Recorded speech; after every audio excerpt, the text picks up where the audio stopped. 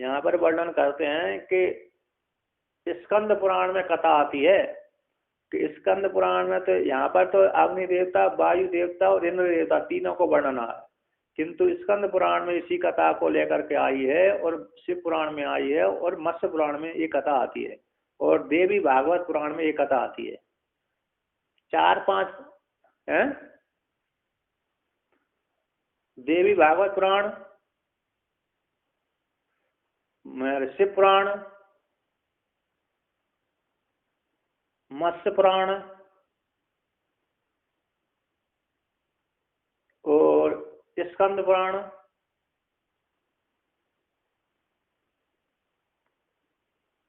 और इतने में तो है ही। और त्रिपुरा रहस्य में भी इसका उद्धृत कर देते हैं। त्रिपुरा रहस्य है ना, उसमें भी संकेत है आगम। हाँ, उसमें भी वर्णन कर देते हैं, क्योंकि देवी की महिमा है ना वहां पर। हाँ, ज्ञान का। हाँ हाँ, तो ये बहुत से और अन्य पुराणों में भी कथा आती है। तो वहां पर तो देवी भागवत पुराण के अनुसार तो इंद्र ने 1 लाख वर्ष तक तपस्या करी, तब उसको ये ब्रह्म के दर्शन हुए थे। यहाँ पर तो संक्षिप्त में वर्णन किया है, संकेत दिया है, ठीक है ना। तो कहते हैं यहाँ पर, अरे वर्णन करते हैं।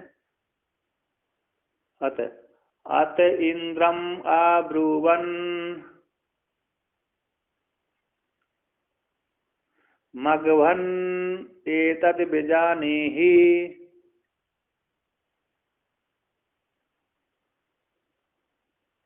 किम एतद् यक्षमिति तथा इति तद अभ्यद्रवत तस्मात् तिरोधदे। तो यहाँ पर कहते हैं इसके अनंतर, अत्यनि अनंतर, किसके अनंतर बोलते हैं? वायु देवता, अग्नि के आ जाने के अनंतर, वायु देवता के आ जाने के अनंतर। और अन्य पुराणों के अनुसार लेंगे, अन्य पुराणों में अग्नि देवता, वरुण देवता, चंद्रमा देवता, सूर्य देवता और अश्विनी कुमार और जितने भी 33 देवता है ना, वो सारे देवता हार गए, लास्ट में इंद्र गया। वहां पर अन्य पुराणों में स्पष्ट रूप से वर्णन किया, सारे देवता क्रम से गए थे। यहाँ पर 3 प्रधान रूप से ले दिया नाम, और पुराण के अनुसार तो सारे देवता क्रम से जाने के पश्चात लास्ट में इंद्र का नंबर आया था, ठीक है ना। तो यहाँ पर कहते हैं इन सारे देवताओं के हार जाने के पश्चात इंद्र को सारे देवताओं ने मिलकर कहा, हे इंद्र देवता, तुम हम सबके स्वामी हो। कौन हो तुम? आप, हे इंद्र देवता, तुम हमारे स्वामी हो, राजा हो, क्योंकि तीनों लोगों को शासन करते हो। हम में जितना अभिमान है, कितना अभिमान है? एक देश का है, हम अपने अपने देश में अभिमान करने वाले हैं, किंतु आप तीनों लोगों के ऊपर अभिमान करने वाले हो, तीनों लोगों के ऊपर शासन करने वाले हो। हम तो अपने एक देश में शासन करते हैं, किंतु आप तो पूरे देशों के ऊपर शासन करते हो और हमारे ऊपर भी शासन करते हो, इसलिए हम सबसे श्रेष्ठ हो। इसलिए अब हम जानने में समर्थ नहीं हुए उस यक्ष को, अब तुम ही जाओ। क्या जाओ? तुम ही जान करके आओ वे कौन है। तो इंद्र ने भी कहा ठीक है, शंका से युक्त हो गया, तो उसने भी कहा ठीक है, मैं ही जाता हूँ अब। तो इंद्रम आब्रुवन, सारे देवताओं ने मिलकर के इंद्र को आब्रुवन कहा था। हे भगवान, भगवान शब्द का अर्थ है इंद्र, हे भगवान। एतद विजाने ही, इस यक्ष को, हे भगवान, एतद इन यक्ष को विजानी, तुम ही जानो, तुम उसके पास में जाकर के जानो। किम एतद यक्षमिति, है यक्ष कौन है, कहाँ से आया, क्या नाम है इसका, पूजनीय है, यक्ष पूजाया। महायक्ष, यक्ष धातु पूजा अर्थ में है, यक्ष पूजाया। ये यक्ष कौन, पूजनीय, जो महा है, पूजनीय यक्ष है, वह कौन है, उसके विषय में तुम जान करके खबर लेके आओ। तो इंद्र देवता ने कहा तथेति, ठीक है, मैं जाता हूँ।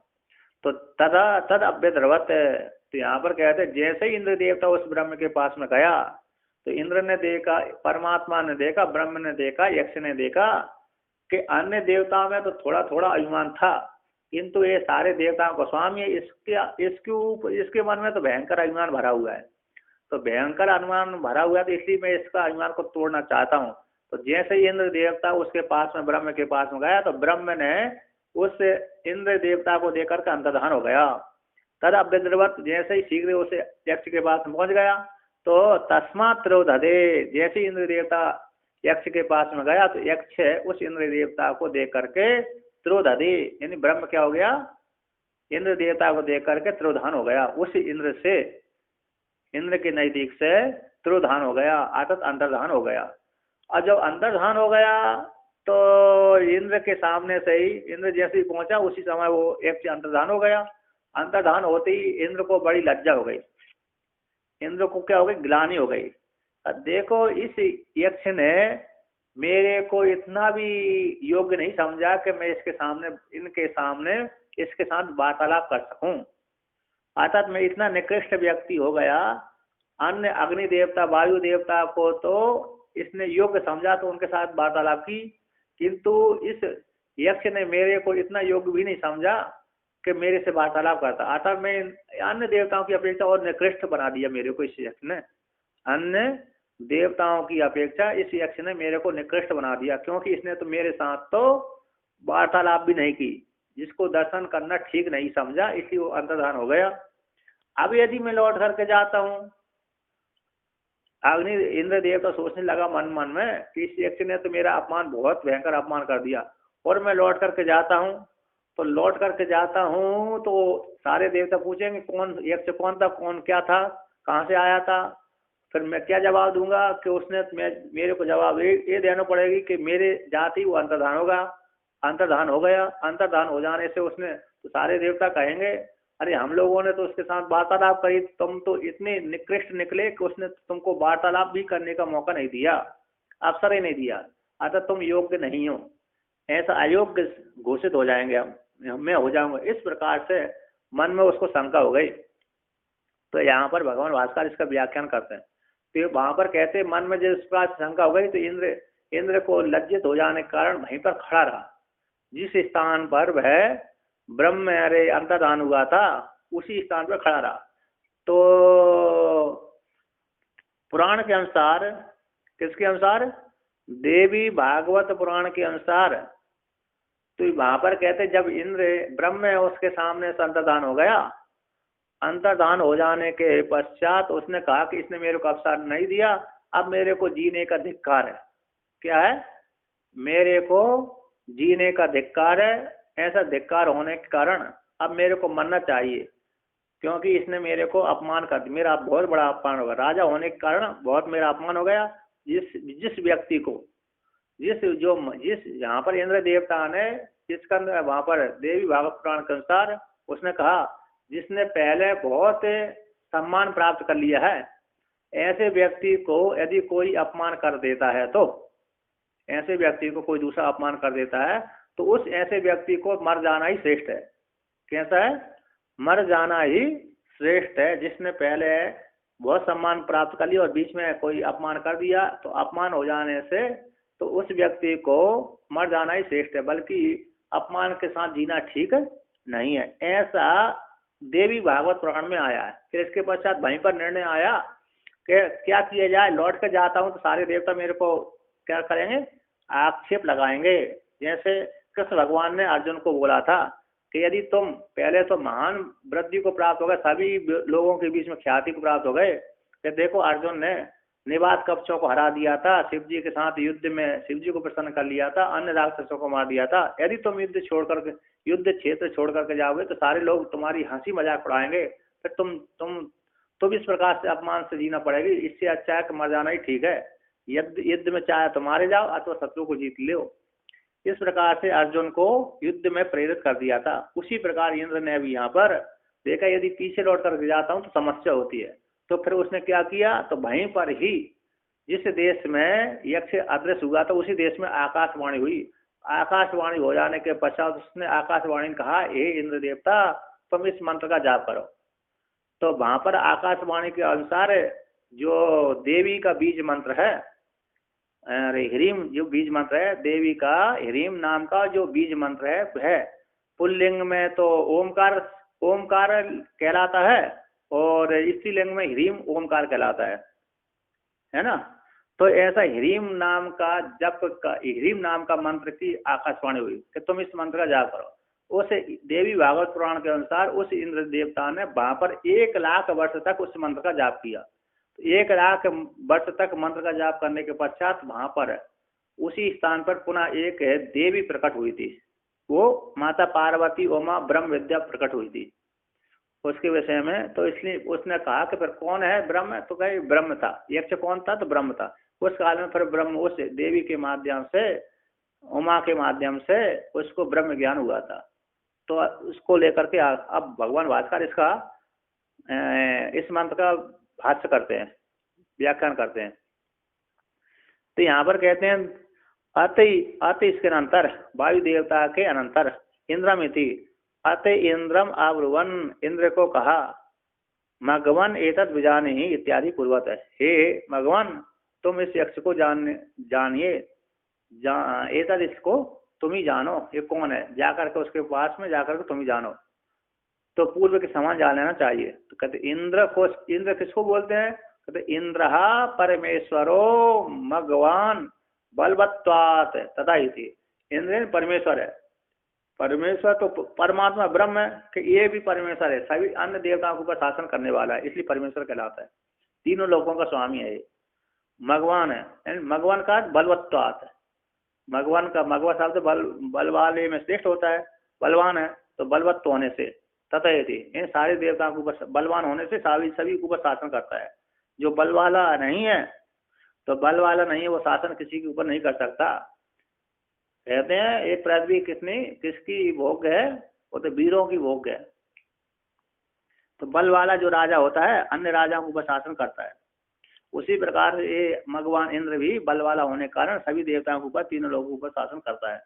तो उसे ऐसे देवताओं ने जब उस इंद्र से कहा, इंद्र ने स्वीकार कर लिया। तो तद अभ्यद्रवत है, तो देवताओं की वाणी सुनकर के वह इंद्र ब्रह्म के पास, यक्ष के पास में गया शीघ्र। तस्मात् इंद्रात आत्म समीपम गतात तद ब्रह्म तिरोधे। कहते तस्मात्, तो ये कहते दर्शन करने की इच्छा से गया था। तो इंद्र को यक्ष ने देखा कि इंद्र मेरे पास में आ गया। इंद्रात आत्म समीपम, इंद्र को अपने समीप में आया हुआ देख करके इंद्र उसके पास में गया देखने के लिए, दर्शन करने के लिए। और यक्ष ने देखा कि ये मेरे पास में आ गया, तो इस मेरे पास में आ गया, तो उस इंद्र को देख करके ब्रह्म वहां से अंतर्धान हो गया, इंद्र के नजदीक से अंतर्धान हो गया। त्रिभूतम, त्रिधरे यानी त्रिभूतम, यानी इंद्र से इंद्रत्व अभिमानो अतितराम निराकर्तव्यम इति। क्यों अंतर्धान हुआ ब्रह्म यक्ष उस इंद्र के सामने से, तो यहाँ पर कहते हैं इंद्र का इंद्रत्व जो अभिमान है अतितराम है। अन्य देवताओं को तो अभिमान का एक देश में था, छोटे छोटे देवता थे, छोटी छोटी आज्ञा का पालन करते थे, इसलिए उनका थोड़ा सा अभिमान है। किंतु ये सारे लोगों के ऊपर शासन करता है, सारे देवताओं के ऊपर शासन करता है, इसलिए इसका अभिमान तो और सबसे ज्यादा बढ़ चढ़ करके बैठा हुआ था। तो उस यक्ष ने सोचा कि इंद्र का जो इंद्रत्व अभिमान है बहुत बड़ा चढ़ा हुआ है, इसलिए इस इंद्रत्व अभिमान को निराकर्तव्य, मेरे को निराकरण करना चाहिए, आता इसके अभिमान को तोड़ना चाहिए, नष्ट करना चाहिए, जिससे एक कल्याण को भागी हो। ऐसा विचार करके वह परमात्मा यक्ष अंतर्धान हो गया। अतः संवाद मात्रम अपि न आदात, इसलिए इंद्र देव अभिमान को तोड़ने के लिए उस यक्ष ने इंद्र के साथ संवाद मात्र भी के लिए भी आदर नहीं दिया, संवाद मात्र के लिए भी अवसर नहीं दिया, आदात यानी अवसर नहीं दिया। ब्रह्म इंद्राए, ब्रह्म ने इंद्र के लिए संवाद मात्र के लिए भी अवसर नहीं दिया। तद यक्षम, वह यक्ष अंतर्धान होगा। तद यक्षम यस्मिन आकाशे, वह यक्ष जिस आकाश में, यस्मिन आकाशे जिस आकाश में, आकाश प्रदेश में आत्मानम दर्शिता, जिस यक्ष ने जिस आकाश में, उस यक्ष ने, वह जो यक्ष है तद वह यक्ष उस यक्ष को यस्मिन आकाशे जिस आकाश में, आकाश प्रदेश में, जहाँ पर अपने आप को दिखलाया था, अन्य देवताओं को दिखलाया था, उस आत्मा को दिखला करके तिरुभूतम वह यक्ष उस आकाश से अंतर्धान हो गया।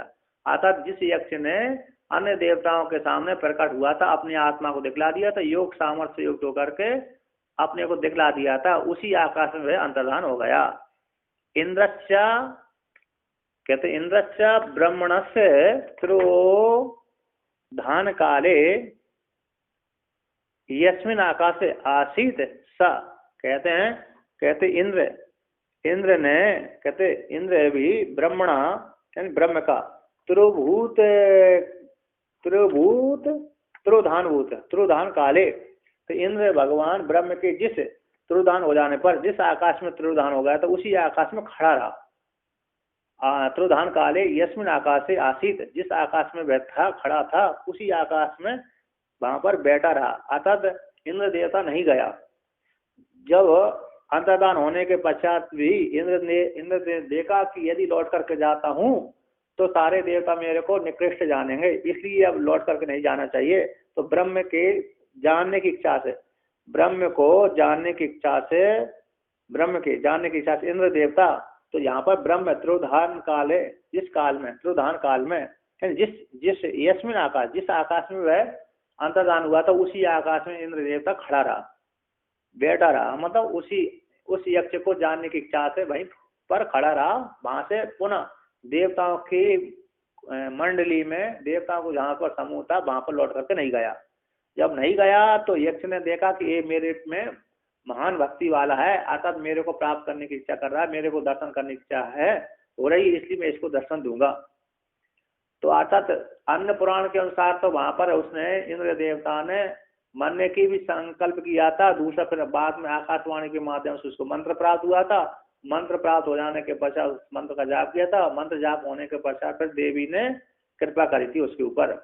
तो उसी प्रकार से यहाँ पर कुछ देर तक खड़ा रहा, तो यहाँ पर संकेत दिया। उसी प्रकार से उसने कई वर्षों तक उस यक्ष को दर्शन करने की इच्छा से वहीं पर खड़ा रहा। तो कुछ काल के लिए, कुछ देश के लिए, कुछ वर्षों के लिए खड़ा रहा था। उस जब खड़ा रहा तो यक्ष ने देखा कि मेरे पे भक्ति रखने वाला है, मेरे को दर्शन करने की इच्छा करने वाला है, इसलिए अब मैं इसको दर्शन देता हूँ। तो उसके विषय में श्रुति आती है।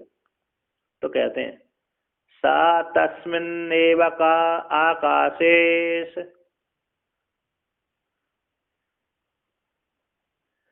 स्त्रियम आजगामा बहुशोभमानाम्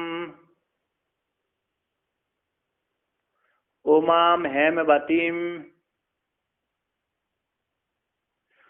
ताम होवाच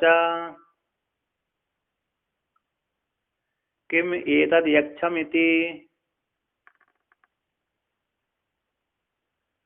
कहते सब इंद्र तस्मिन एव आकाशे, जिस आकाश में ब्रह्म अंतर्धान हुआ तो उसी आकाश में खड़ा रहा, है ना।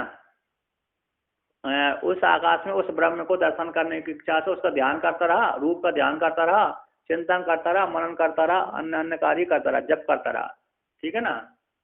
रूप तो उसने देख लिया था क्योंकि इसको प्रकाश था, तो प्रकाश को ध्यान करता हुआ वहीं पर खड़ा रहा। तो खड़े रहने से उस यक्ष ने देखा कि ये मेरे प्रति श्रद्धा रखने वाला है। कहते तस्मिन एव आकाश, उसी आकाश में स्त्रियम आ जगामा, उसके सामने एक स्त्री आ गई। मतलब सामने एक स्त्री प्रकट हो गई, ब्रह्म विद्या प्रकट हो गई। तो स्त्री को देख करके इंद्र देवता उस स्त्री के पास में चला गया। उसी आकाश में, जिस आकाश में यक्ष अदृश्य हुआ था उसी आकाश में इंद्र के नजदीक में एक स्त्री प्रकट हो गई। वो स्त्री के पास में गया इंद्र देवता, उस स्त्री के पास में उससे जानने की इच्छा से कि यक्ष कौन था, इसकी इच्छा को लेकर के वह उस स्त्री के पास में गया था। तो वहां पर स्त्री के विषय में कहते हैं बहुशोभिमानाम उमाम हेमवतीम ताम ओ वाचा। वो स्त्री कैसी थी? बहुशोभिमानाम, बहुशोभिमानाम सर्वेशम शोभमानाम शोभन तवाम, इतनी सुंदर थी कि सबसे श्रेष्ठ थी, सुंदर थी, त्रिलोक सुंदरी थी, भुवनेश्वरी, त्रिलोक सुंदरी। बहुत से आभूषणों को धारण करी हुई थी, सजी धजी हुई थी, सोना चांदी आभरण आदि से अलंकृत थी। कैसी थी? सोना चांदी आदि से अलंकृत थी। हेमवती थी। हेमवती बोलते ना, हेमवती मतलब सोना, सोना को धारण करने वाली थी। इतने सोना, हीरे, मोती, माणक आदि से युक्त थी, अथवा हेमवती हिमालय की पुत्री थी, हिमालय की पुत्री उमा थी, अथवा उमा नाम का ब्रह्म विद्या थी। उमा शब्द है ना, उमा शब्द ब्रह्म विद्या का वाचक है। उमा शब्द उमा शब्द ब्रह्म विद्या का कैसे वाचक है? तो देखिए, उ मा आ, इसमें 3 अक्षर हैं। अब इसको इधर उधर कर दीजिए, इधर उधर कर दिए, आकार को पहले कर दीजिए, उकार को बाद में कर दीजिए, मकार को फिर बाद में, बीच में, लास्ट में कर दीजिए, तो ओम बन जाएगी। जहां पर ऊ पहले है, मकार बाद में, और आकार बीच, फिर आगे आकार है, तो ऊ म आ, ये 3 अक्षर हो गए। अब इसी आकार को पहले कर दीजिए, उकार को अरे बीच में कर दीजिए, मकार को लास्ट में कर दीजिए, ओम शब्द बन जाएगा। इसलिए ओमा और ओम एक ही होते हैं, तो ओमा रूप ओम ब्रह्म विद्या कहलाती है। ऐसी ब्रह्म विद्या अरे बहुशोभमाना, सबसे श्रेष्ठ सुंदर आभूषण शोभनतम है ऐसी ब्रह्म विद्या। उस भय ब्रह्म विद्या स्त्री का रूप धारण करके, कैसी? स्त्री का रूप धारण करके उस इंद्र के सामने प्रकट हुई। अथवा भगवान भास्कर कहते हैं कि हिमालय की पुत्री, क्योंकि वह परमेश्वर के साथ हमेशा विराजमान रहती है, साथ रहती है, ऐसी साथ हिमालय की पुत्री परमेश्वरी माता पार्वती वहां पर प्रकट हो गई। तो इंद्र देवता ने देखे ये हिमालय की पुत्री है, पार्वती है, जो शिव जी के पास में रहती, सर्वज्ञ ईश्वर के साथ रहती है। इसी से पूछा जाए कि यक्ष कौन था, क्योंकि सर्वज्ञ ईश्वर के साथ रहती है, ये भी सब कुछ जानने वाली है। जब सब कुछ जानने वाली है तो क्यों ना इसी से पूछा जाए यक्ष के विषय में। तो यहाँ पर हेमवती, उस हेमवती को, ताम, उस उमा को पास में गया इंद्र, स्त्री के पास में, उमा के पास में गया और जाकर पूछा, हे देवी ये यक्ष कौन था? और जाकर पूछा, किम एतद यक्षमिति, ये यक्ष कौन था, ये पूजनीय यक्ष कौन था, ये ब्रह्म पूजनीय ब्रह्म कौन था? यदि यदि यक्षम, जो दर्शिता त्रिभूतम, हमको अपने आत्मा को दिखला करके, हम देवताओं के सामने अपने आत्मा को दर्शित दिखला करके त्रिभूत हो गया, वह यक्ष कौन था? ऐसा प्रश्न इंद्र देवता ने उस उमा से कहा, पूछा। अब भगवान भास्कर व्याख्यान करते हैं इसका, श्रुति का। कहते सा तस्मिन स इंद्र से तस्मिन एव आकाशे तस्थौ, वह इंद्र उसी आकाश में खड़ा रहा, भागा नहीं। जिस प्रकार से अग्नि देवता, वायु देवता भाग गए थे छोड़ छाड़ करके, उनको ज्यादा विश्वास श्रद्धा नहीं रही, उसने कहा अब हमारी शक्ति नहीं है, हमारी जिस प्रकार से इसने पराजित, हम इसके सामने पराजय हो गए, अब इसके सामने रुक करके क्या होगा, फायदा होगा हमको। इस हेतु से वे लज्जित होकर के लौट कर भाग गए। किंतु इंद्र देवता ऐसा नहीं माने, इंद्र देवता ने ऐसा नहीं सोचा कि मैं भी लौट करके भाग जाऊं, देवताओं के पास में चला जाऊं। तो उसने कहा मैं अब इसको जाने बिना नहीं जाऊंगा। ऐसा जिस प्रकार से विरोचन और इंद्र देवता गए थे, विरोचन और अग्नि देवता गए थे, विरोचन और इंद्र देवता गए थे जैसे प्रजापति के पास, तो उसमें भी इंद्र देवता को बार बार शंका हुई थी, बार बार ज्ञान करके ही लौट करके देवताओं के पास में गया था। तो यहाँ पर भी इंद्र देवता ने सोचा जब तक यक्ष को नहीं देखूंगा तब तक मैं लौट करके नहीं जाऊंगा, दृढ़ प्रतिज्ञा लेकर के वहां पर खड़ा रहा। तो किम तद यक्षम इति, वह यक्ष कौन इति ध्यान, ध्यान करता हुआ, ना निवृत्ते, वह निवृत्त नहीं हुआ। यज्ञ आदि बते, जैसे अग्नि आदि बत, जैसे अग्नि देवता वायु देवता लौट के भाग गए, उन्होंने उसका ध्यान जानने की इच्छा नहीं करी। यक्ष इतना ही मात्र पहले जब शुरू में गए थे उसी समय पूछ लिया, पूछ भी नहीं पाए कि यक्ष का नाम, हे यक्ष तुम्हारा नाम क्या है?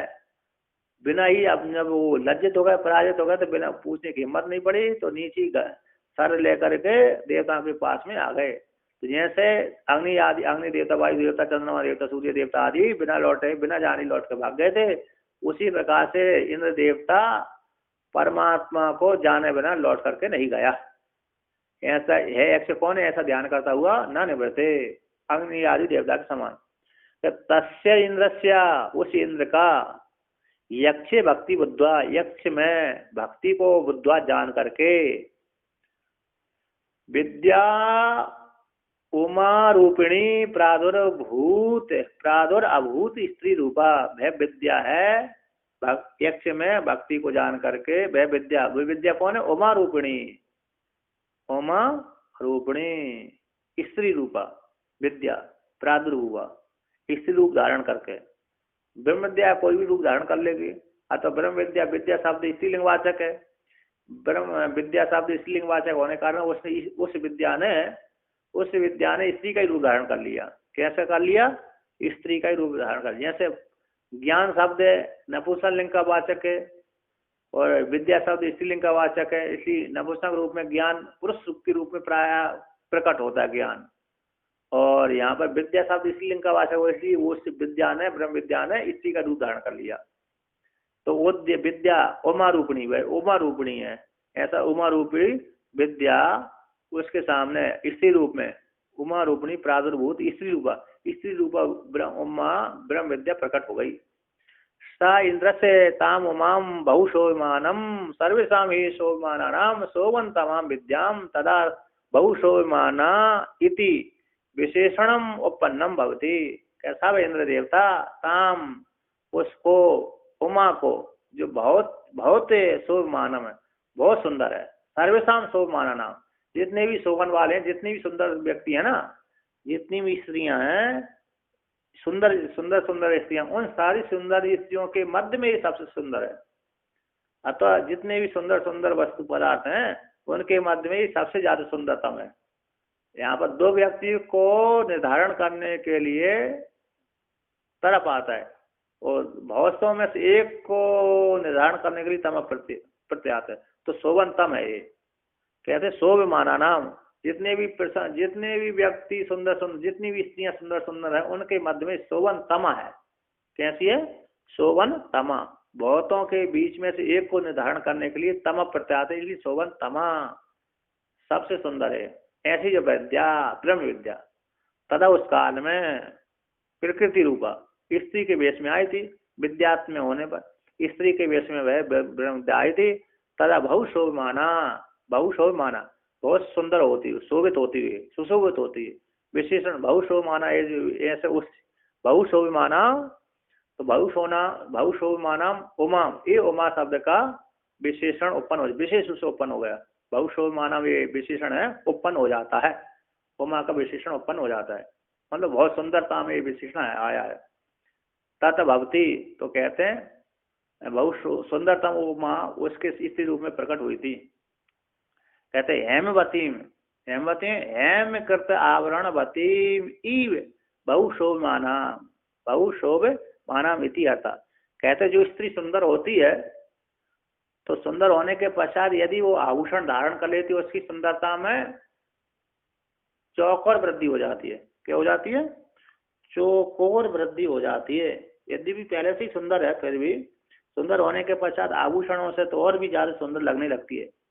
तो उसी प्रकार से इस स्त्री ने, ब्रह्म विद्या रूपी स्त्री ने कैसे सोने के आभूषणों को धारण कर लिया था। हेमवतीम यानी हेम करता है, हेम यानी सोना, स्वर्ण के द्वारा बनाए गए आवरण यानी आभूषण, सोना के द्वारा तप्त अग्नि में डाल करके बनाए गए हैं जो नौलक्का आदि हार होते हैं, ऐसे जिसमें हीरे मोती माणक आदि जड़े हुए हैं, ऐसे हेमकृत आवरणम, सोने में जड़े हुए जो हीरे मोती आदि है उसको धारण की हुई थी।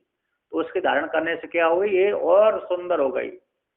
ऐसी हेमकृत आवरण बतीम ई बहुशो मानो बहुशी शोभा, ईव शब्द किया है, ईव।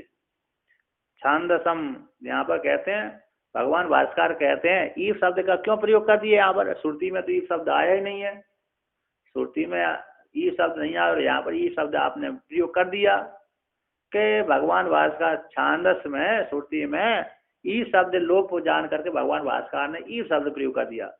मानो हेम को धारण करके, हेम करते सोने से बने हुए आवरण को धारण करके बहुत सुंदर स्त्री उसके सामने मानो सब प्रकट हुई, ब्रह्म विद्या रूप प्रकट हुई। अथवा ऐसे प्रकार ये शब्द लोप सा जान करके भगवान भास्कर ने ये शब्द का प्रयोग कर दिया। तो कहता है अथवा अब स्त्री रूप को छोड़ दिया जाए कि अथवा स्वयं साक्षात ही माता पार्वती आ गई। पार्वती को अभी तो ब्रह्म विद्या को लेकर कर दिया था व्याख्यान, बहुशोभमानाम स्त्रियम बहुशोभमानाम उमाम हेमवती में, इस शब्द से ब्रह्म विद्या को ले दिया। अब अथवा विकल्प करते हैं भगवान भास्कर, तो विकल्प क्या करते हैं? अथवा उमा एव हेमवतो दुहिता हेमवती नित्यमेव सर्वज्ञेन ईश्वरेण सह वर्तती ज्ञातुम समर्थो कृत्वा समर्थ इति कृत्वा ताम उपजगामा। अथवा हेम उमा ही, साक्षात उमा ही माता पार्वती हेमवतो दुहिता, हिमालय की दुहिता पुत्री, दुहिता यानी पुत्री, उसको बोलते हैं हेमवती।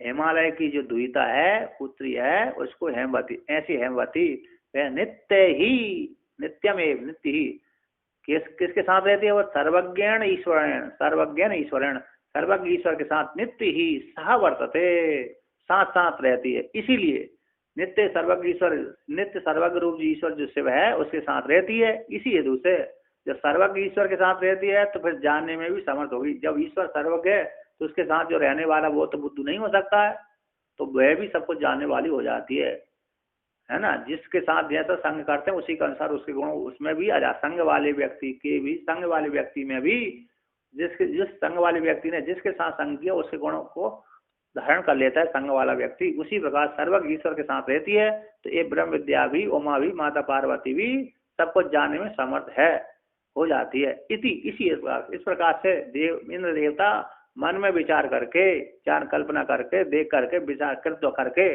ये परमात्मा के साथ रहती है, इसलिए जानने में समर्थ है। इति समर्था, जानने में, ज्ञातुम या जानने में समर्था उमा, ए उमा जानने समर्थ। इति कृत्वा, ऐसा करके विचार करके, ताम उपजगामा, वह इंद्र देवता उस स्त्री के पास में गया, माता पार्वती के पास में गया। इंद्र अथवा हिमालय के आसपास ही एक कार्यक्रम चल रहा होगा तो वहीं पर वो उमा के पास में पहुंच गया। अतः जहाँ पर स्त्री हिमारू पार्वती प्रकट हुई थी उसी के पास इंद्र देवता चला गया। तो कहते हैं इंद्र से ताम हा उमाम किल उवाचा, इंद्र ने ताम, निश्चित रूप से, उमाम, ताम यानी उमाम, उस उमा को, उमा कौन है? वो ओमकार है। उमा को, उमा को उमा को बोलते हैं, और ऊ को उमा को उमा, और उमा को ही आगे पीछे शब्द कर दिया तो ओम। ओम रूप जो उमा है उसी को ब्रह्म विद्या बोलते हैं। ब्रह्म विद्या, ओम, उमा, ये तीनों पर्यायवाची नाम होते हैं। ऐसी उमा को ब्रह्म विद्या को, ओमकार को, किल उवाचा, कहा, इंद्र देवता ने कहा, यानी क्या कहा? पप्रच्छा, पूछा, रूही, कहिए, किम एतद दर्शित्वा त्रिभूतम इक्षमिति, हे देवी, हे उमा, हे उमे, हे देवी, हे उमे, हे देवी। ऐसा इंद्र देवता ने पूछा। क्या पूछा? कि किम एतद यक्षम, जो यक्ष है वह यक्ष कौन था? एतद यक्ष दर्शित्वा, आत्मानम दर्शित्वा, अपने आप को दिखाकर, अपनी आत्मा को, शरीर को, स्वरूप को दिखा करके हम सबको, हम सारे देवताओं को अपने स्वरूप को दिखा करके, त्रिभूतम यक्षम है, यक्ष त्रिभूत हो गया। वह यक्ष कौन था? जो अपने को दिखा करके, किसको दिखा करके? आत्मानम, आत्मा को, यक्ष अपनी आत्मा को दिखा करके फिर यहाँ से त्रिभूत हो गया। वह यक्ष कौन था? ऐसा इंद्र देवता ने माता पार्वती से, हिमालय की पुत्री पार्वती से अथवा ब्रह्म विद्या से पूछा।